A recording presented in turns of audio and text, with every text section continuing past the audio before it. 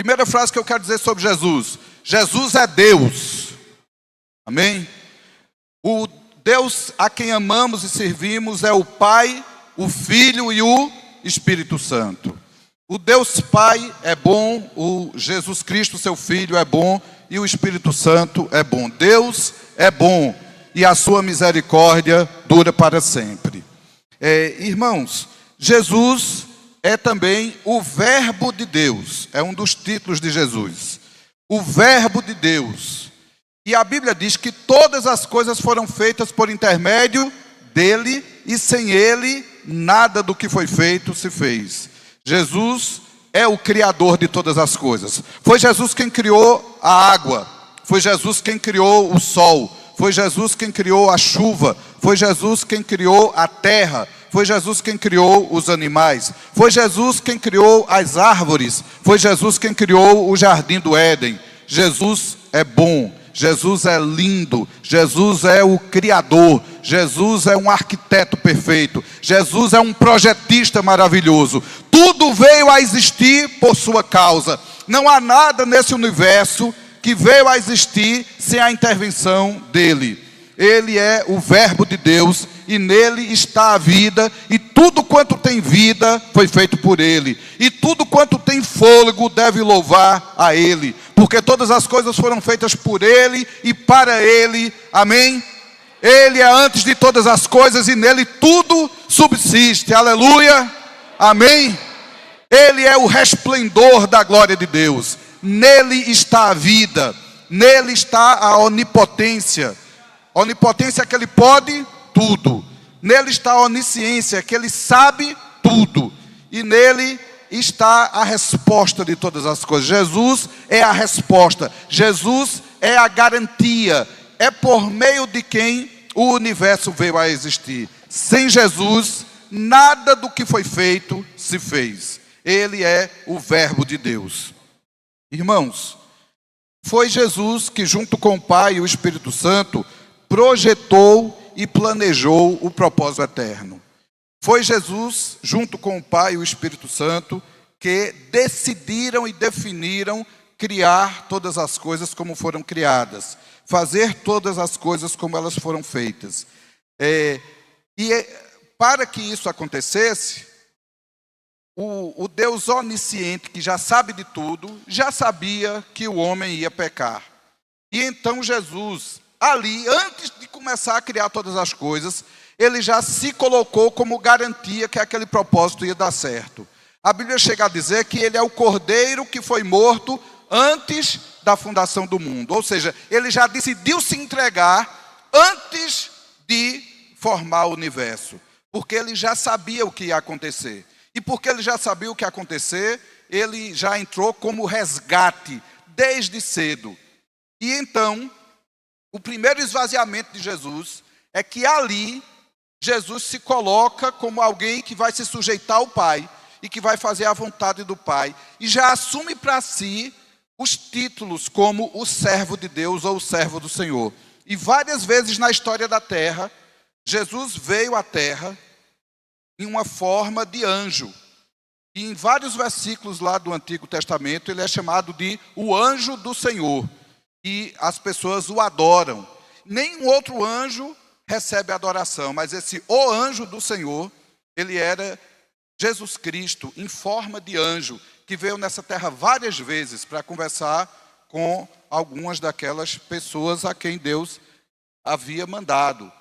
E ele obedeceu em tudo ao Pai, em tudo foi submisso ao Pai. Muitas profecias começaram a ser ditas para o povo judeu, de que um dia chegaria um menino, que ele iria nascer, que o principado estaria sobre os seus ombros, que essa criança seria Deus forte, Pai da eternidade, príncipe da paz, um maravilhoso conselheiro. E assim as pessoas começaram a crer e a esperar por esse tempo. A Bíblia diz lá em 1 Pedro que as pessoas da antiguidade, os profetas, ficavam pensando em que tempo, em que ocasião de tempo haverá de acontecer essas coisas. Até que chega um tempo que o povo de Israel peca, já não tinha mais profecia em Israel. entre o livro de Malaquias e o livro de Mateus se passaram 400 anos. Houve um silêncio profético na terra. Os escritos antigos existiam, haviam sábios, chamados de rabinos, que ensinavam as leis ao povo, mas por falta de revelação do Espírito Santo, foi ficando pesado. Os fariseus, os saduceus começaram a trazer muito peso para o povo, e o povo ainda estava sob a escravidão do Império Romano. E no meio de toda essa desgraceira, o Espírito Santo voltou a se revelar na terra. E disse para um homem chamado Simeão, que antes de morrer, ele ia tomar nos braços o Messias. Aquelas profecias todas ditas há 1000 anos, há 700 anos, há 600 anos, estava agora a uma geração de se cumprir. E eu não sei que idade Simeão tinha quando ouviu a profecia, mas ele só viu essa profecia sendo cumprida quando ele já estava velhinho. E todos os dias ele ia ao templo orar, na expectativa, um dia eu vou chegar aqui, nesse templo de Israel, e o Messias, ainda bebezinho, vai chegar aqui e eu vou vê-lo, que essa foi a profecia que eu recebi. E quando foi naquele dia, ele viu o cumprimento da profecia, né? O Simeão. E ele falou coisas tão lindas sobre aquele menino que ele tomou nos braços. Também uma profetisa chamada Ana ficou viúva muito novinha e decidiu não casar mais de novo e servir só ao Senhor. E envelheceu servindo ao Senhor. E também ela recebeu essa revelação de que Jesus era o Messias ainda bebezinho. E sem falar daquela virgem que estava em casa, desposada do seu noivo, compromissada, noiva do José, e uma adolescente, quando o anjo Gabriel chegou e disse: salve, agraciada, o Senhor é contigo, e bendito é o fruto do teu ventre. E assim Maria achou-se grávida do Espírito Santo. O Espírito Santo então pegou Jesus, o Verbo eterno de Deus, e transformou ele numa criancinha, num fetozinho pequenininho, colocou dentro da barriga de uma jovenzinha. E agora, uma mulher judia, no meio de uma nação escravizada pelo Império Romano, estava carregando o próprio Deus que se fez gente e agora habitava dentro dela. O primeiro ambiente que o Verbo habitou na terra como carne foi o ventre de Maria. Imagine que esvaziamento. Aquele que criou todo o universo agora cabia dentro da barriga de uma mulher. E assim Jesus estava ali,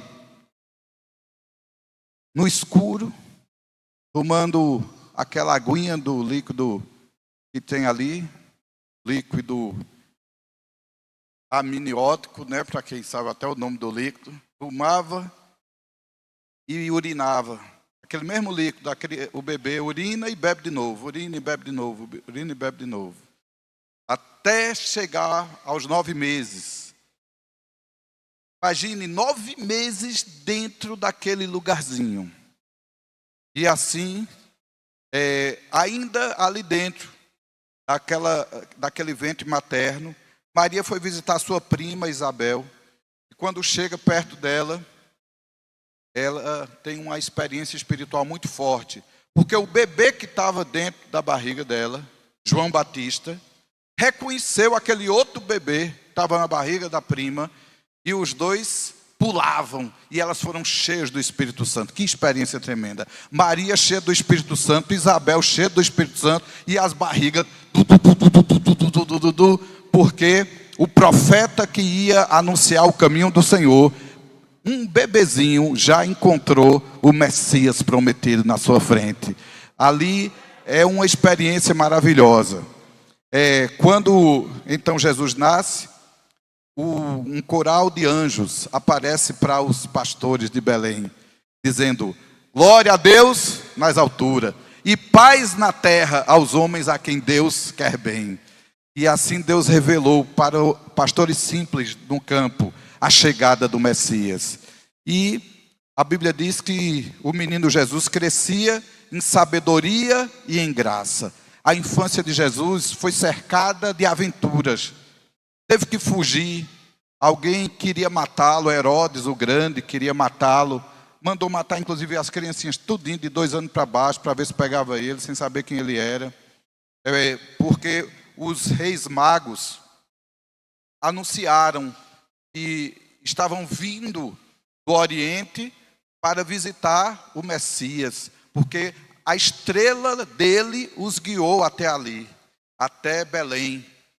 E aquela pequena cidade de Belém foi o alvo do cumprimento de uma profecia. E tu, Belém, Efrata, não és a menor dentre as vilas de Israel, pois de ti sairá o libertador, o Salvador, o Messias.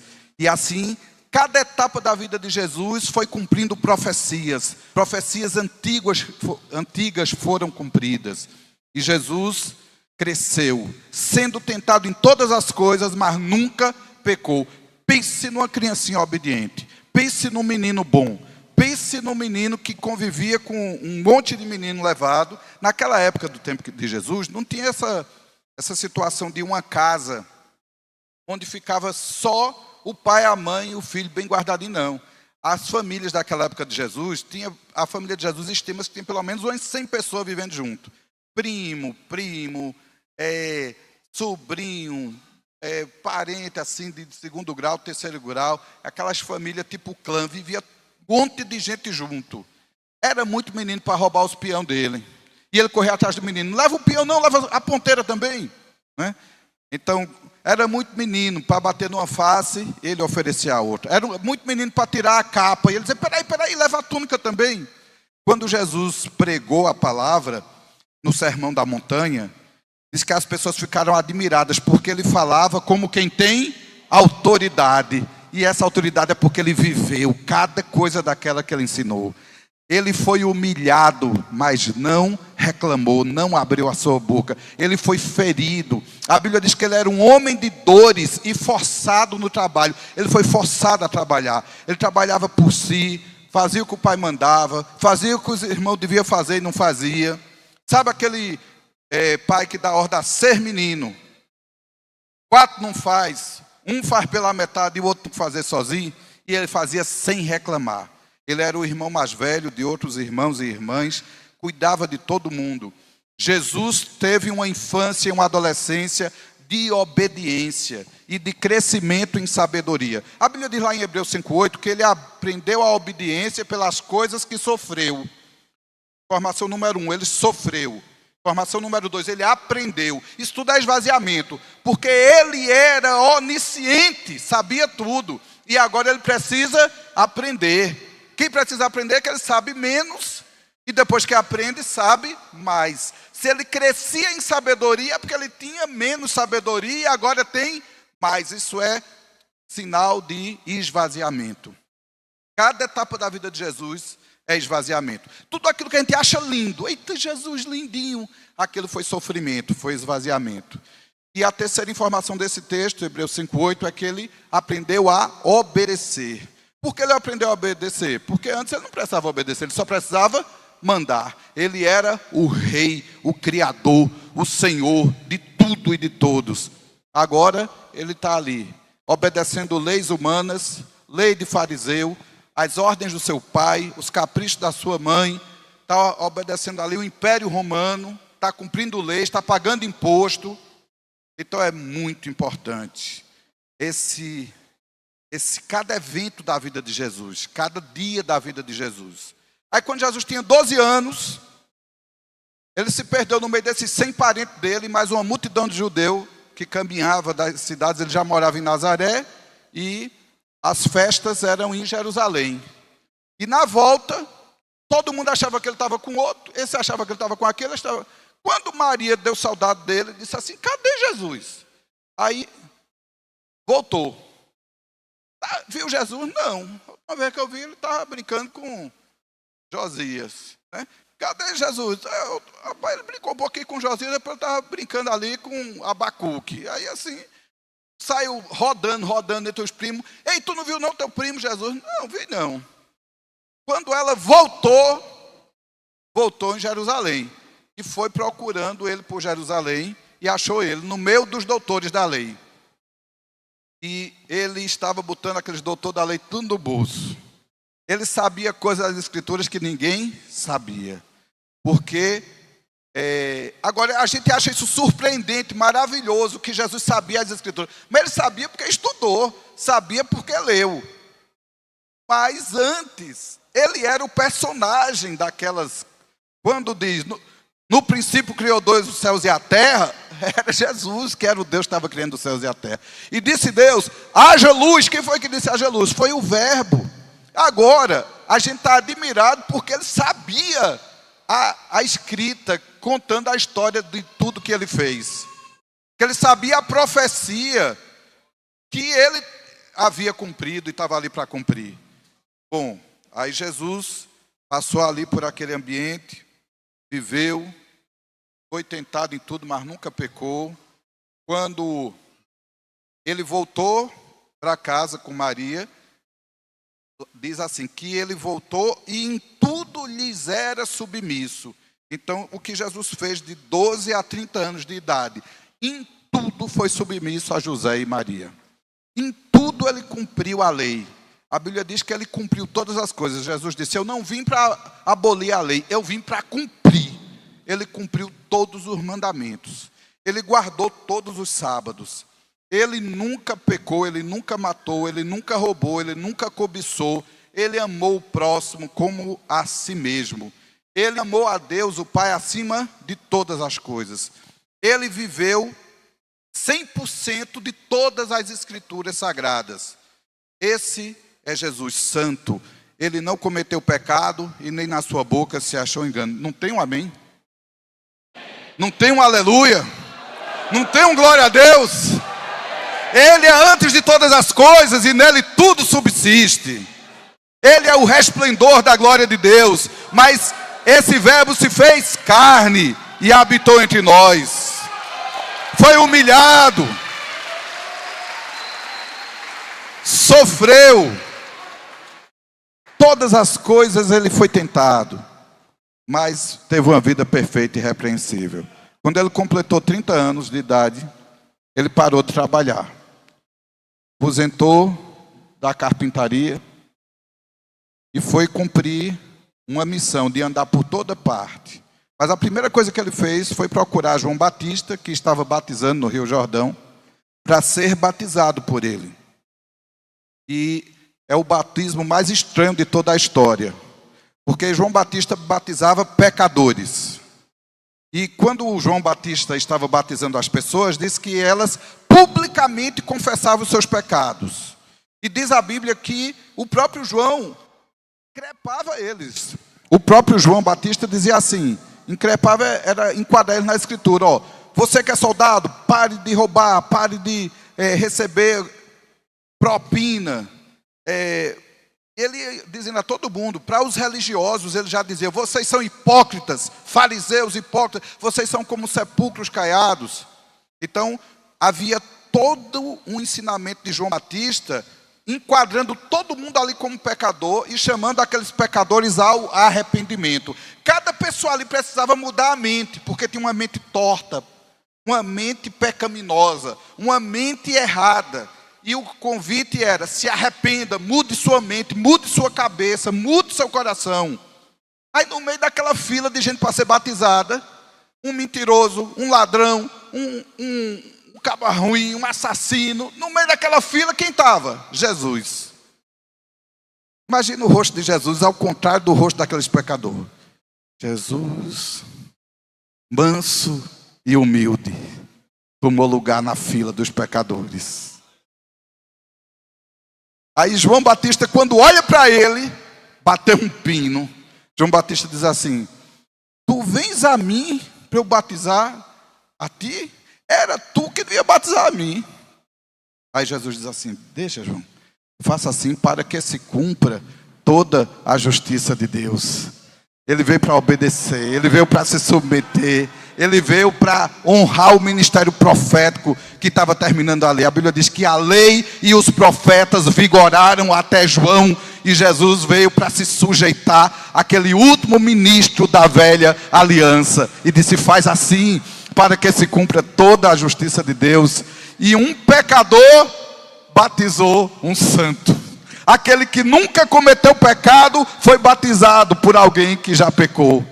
E quando ele saiu das águas, aí o Espírito Santo se derramou sobre ele e foi visto em forma corpórea como o de pomba. E isso já foi a deixa que João Batista, quando foi chamado para batizar pessoas e preparar o caminho do Senhor, foi dito a ele: quando você batizar alguém, que o Espírito Santo descer sobre ele em forma corpórea de pomba, é esse o que batiza no Espírito Santo. Então aquele foi um sinal de que não apenas Jesus foi batizado nas águas, mas foi batizado no Espírito Santo e se tornou alguém que é o batizador no Espírito Santo. Jesus é o batizador do Espírito Santo. Jesus é a alegria do céu, porque na hora que o Espírito Santo se derramou sobre ele, uma voz se ouviu do céu, e essa voz dizia: este é o meu filho amado, em quem há todo o meu prazer. Aleluia! Jesus é a alegria do céu, Jesus é a alegria da eternidade, Jesus é a pérola de grande valor, Jesus é o tesouro escondido no campo, Jesus é a vida. Aleluia! Jesus não tinha feito ainda nenhum milagre, Jesus não tinha curado ainda ninguém, Jesus só tinha feito cadeira, mesa, sofá. Jesus só tinha feito obedecer, estudar, aprender, fazer mandado. Mas ele já era a alegria do céu, porque ele tinha uma vida que vivia para agradar o Pai. Lá em João 4 ele diz: a minha comida é fazer a vontade do meu Pai e realizar a sua obra. Aleluia.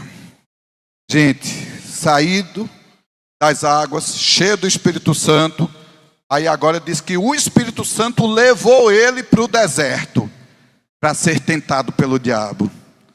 Uma das coisas que você precisa aprender no deserto é quem te levou para lá. Quem foi que te botou num deserto? Se foi o Espírito Santo, ele tem propósito, ele tem projeto. E quando for cumprido esse projeto, ele vai te tirar de lá. 40 dias e 40 noites, sem comer, sem beber.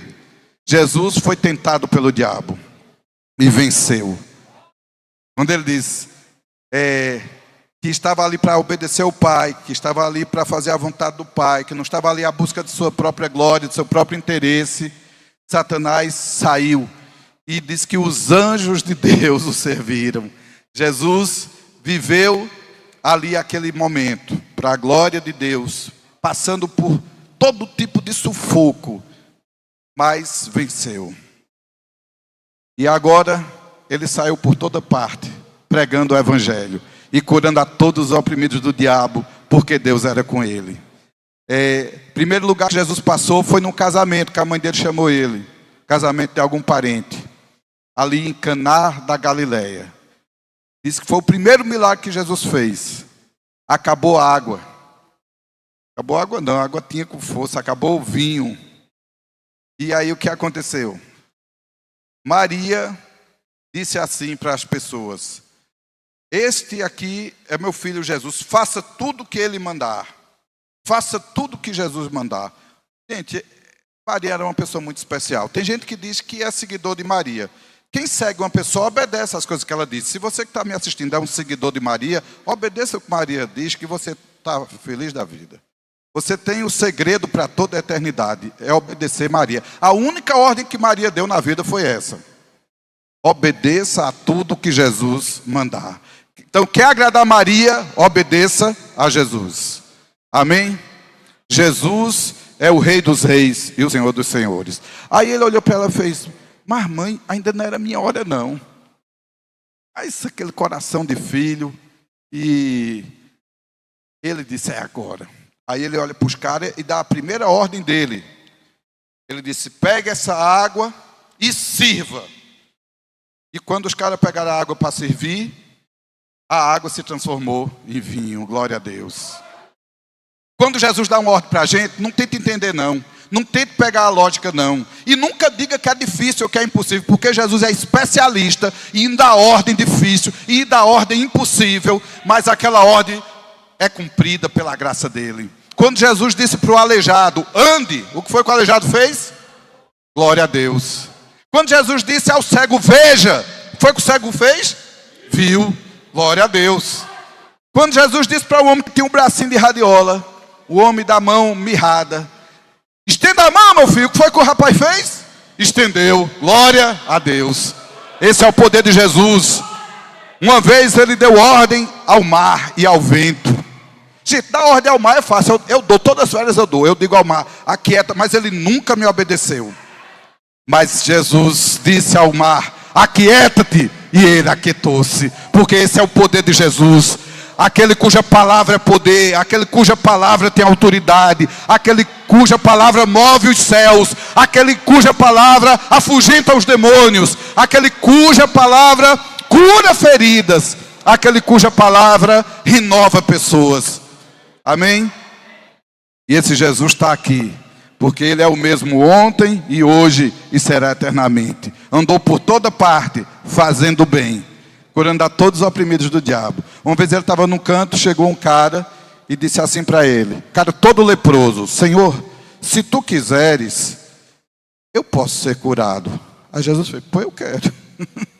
Jesus é tão simples, seja curado. E o cara foi limpo, e imediatamente o cara foi limpo. Esse é o poder de Jesus Cristo.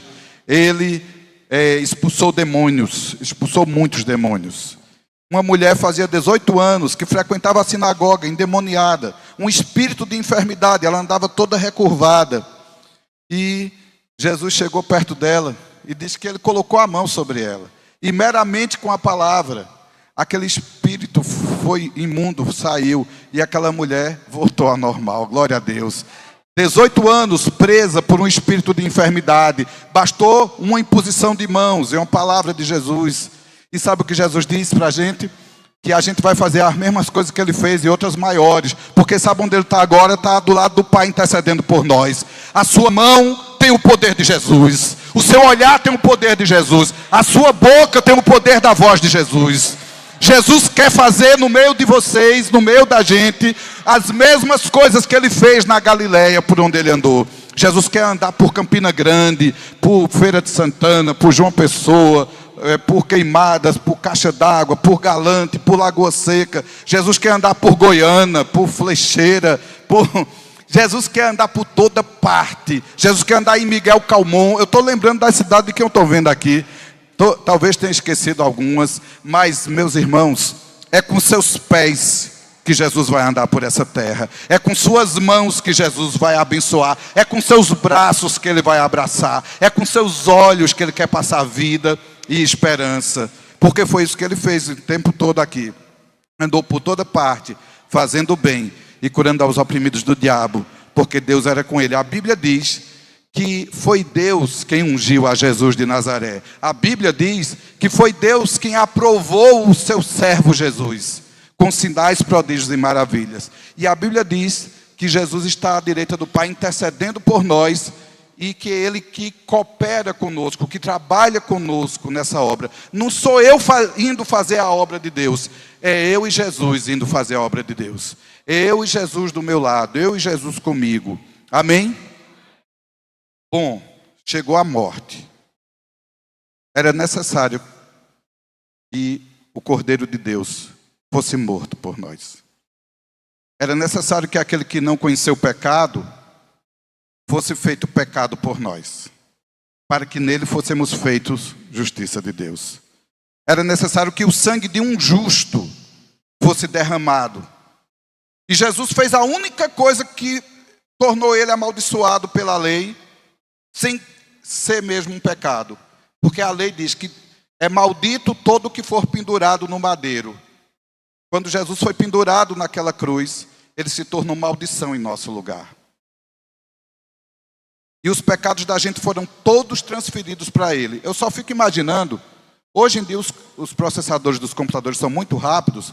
Quando a gente copia uma coisa e cola, no instante copia, no instante cola. Mas quando a gente começou a estudar informática e trabalhar com computador, Quando a gente copiava um arquivo de uma pasta para outra, ficava uma imagenzinha com as setinhas passando assim, né? Levava 2, 3, 4, 5 minutos para completar aquele movimento, né? Eu fico só pensando assim, os pecados da gente tudo sendo transferido para Jesus, ó. Vai. Jesus na cruz e toda a acusação que era contra nós foi para ele. Ele foi chamado de mentiroso, de impuro. Ele foi chamado de incrédulo. Ele foi chamado de pecador. Ele foi chamado de todo tipo de coisa ruim. Os nossos pecados todos foram colocados nele. Todos os títulos. Lembre do pecado mais cabeludo ou mais careca que você já cometeu.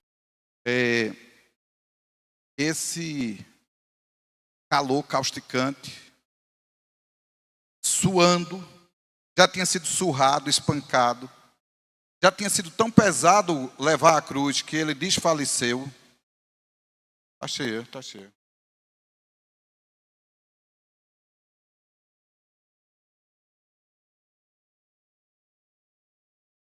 Traga, pode trazer. Não pode ir aí não, é minha aguinha de coco, venha. Traga essa outra e não tire essa não, por favor. É água de coco que tem na minha garrafinha. Limão é muito bom com água normal, mas com água de coco não. Depois tu corta aí, Arthur. Jesus é bom, muito obrigado. Mas podia trazer a outra, eu tomo outra. Eu sei, meu filho, muito obrigado. Armou a outra, só o limão puro, eu tomo depois então. Aproveitar isso, deixa para eu tomar minha aguinha. Aguinha de coco bem boazinha. A gente com limão. Voltando para Jesus. Jesus está na cruz. Tem sede. Pede água. O que é que os caras dão a ele? Vinagre. Gente, imagina você morrendo de sede, beber água e tomar vinagre. Todo ferido que foi esbofeteado. Então, que dia terrível. Jesus o viu, dezenas e dezenas de pessoas passando perto da cruz, meneando a cabeça e dizendo: não salvou os outros, salve a si mesmo. Médico, salva a ti mesmo. Desce da cruz. Até os ladrões que estavam um do lado, outro do outro, dizia: desce da cruz e tira a gente também. Ele foi provocado.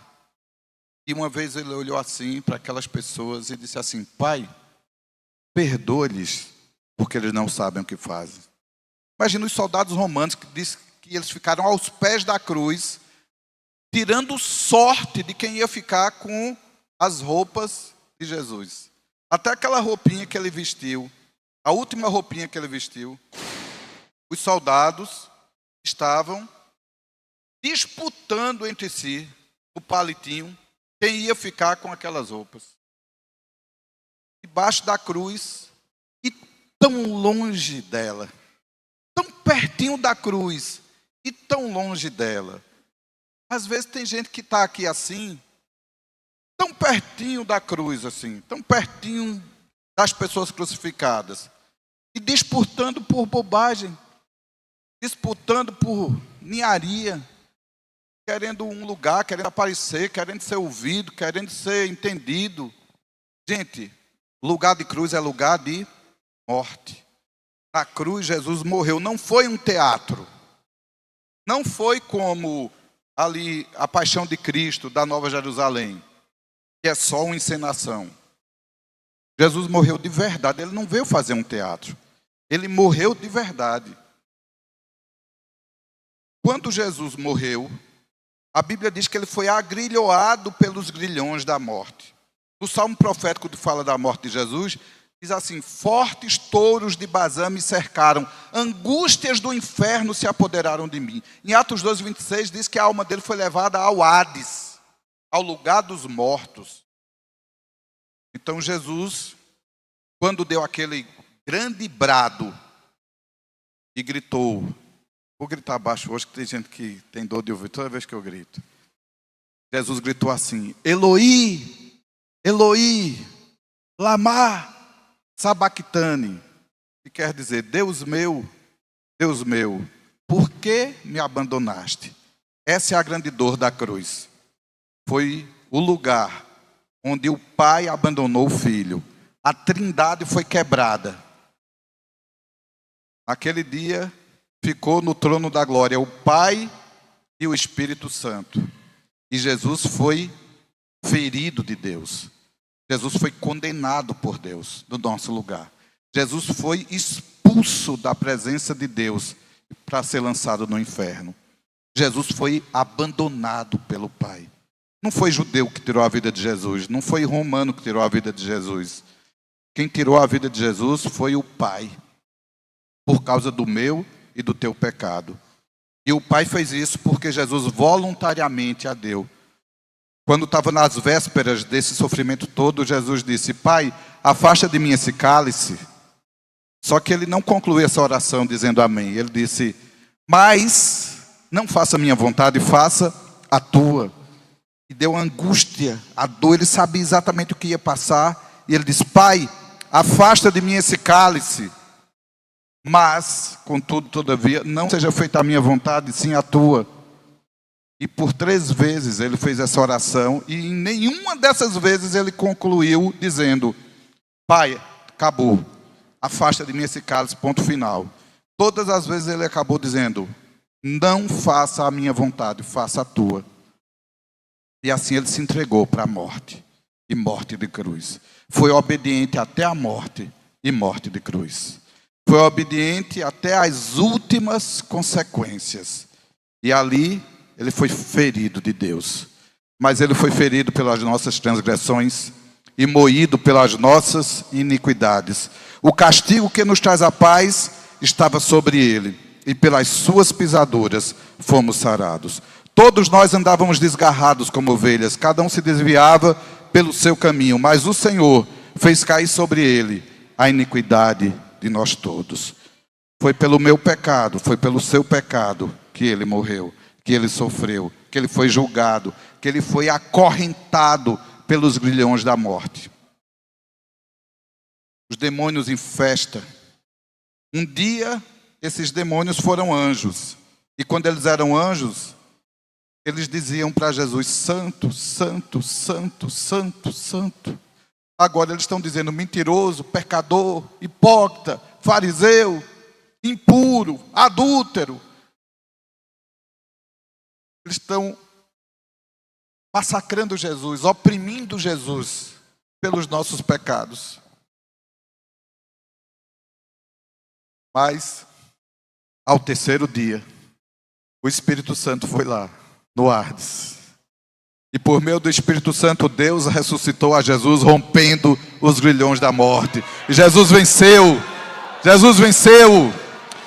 A morte de Jesus foi rompida.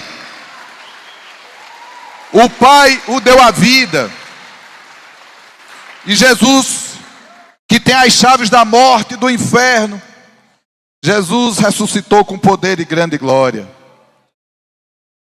E quando Jesus ressuscitou,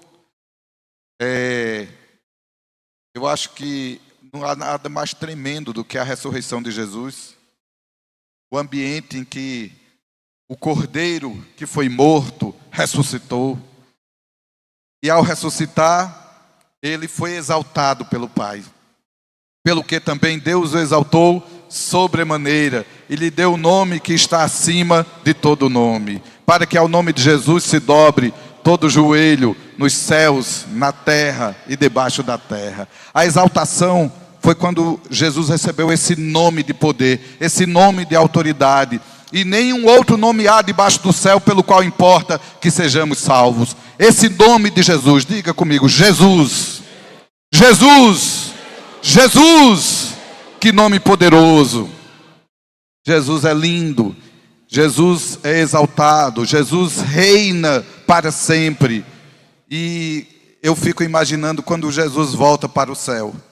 Os céus que estiveram há 33 anos em tempos humanos, sem adorá-lo, sem honrá-lo, sem poder exaltá-lo. Anjos que também foram criados por ele.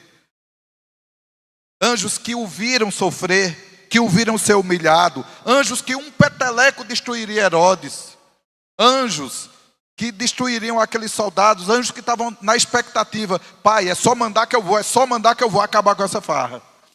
Anjos que teriam invadido ali o inferno, que teriam destruído tudo ali e tirado Jesus. Mas o pai dizia, espera. Mas agora Jesus está voltando. E alguém grita de lá, levantai, ó portas, as vossas cabeças. Levantai-vos, ó entradas eternas, para que entre o Rei da Glória.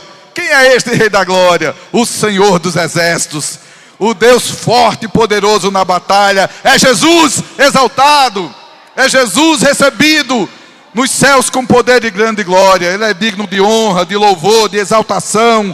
Grande é Jesus, santo é Jesus, o Rei dos reis, o Senhor dos senhores. Glória a Jesus, glórias a Jesus. Ele é digno de receber toda honra e toda glória, porque foi morto e com seu sangue comprou os que procedem de toda língua, tribo, povo, raça e nação, e lhes constituiu reis, sacerdotes. Aleluia, glória a Jesus, glórias a Jesus. Exaltado à direita de Deus, Ele intercede por nós. Ele virou nosso advogado, até hoje está nos servindo, tirando a gente das nossas broncas, das nossas encrencas, dos nossos B.O., Jesus está lá. No momento que a gente mais precisa, Jesus está lá. Jesus está lá rogando ao Pai, intercedendo ao Pai. E, além disso, Jesus é quem opera pessoalmente a salvação, porque a grande esperança de Deus é a vida de Cristo em nós. Quando nós somos batizados em Cristo, somos revestidos de Cristo. Agora não vivemos mais, mas Cristo vive em nós. Cristo é a nossa vida. Ele é a nossa vida. Ele vive em nós. E Ele voltará para nos buscar. Então aparecerá no céu o sinal do Filho do Homem. E todos os povos da terra se lamentarão e verão o Filho do Homem vindo sobre as nuvens do céu com poder e grande glória.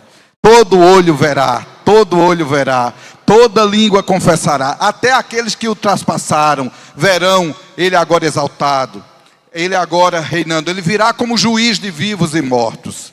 Ele virá e ao soar da última trombeta, aqueles que morreram em Cristo ressuscitam primeiro.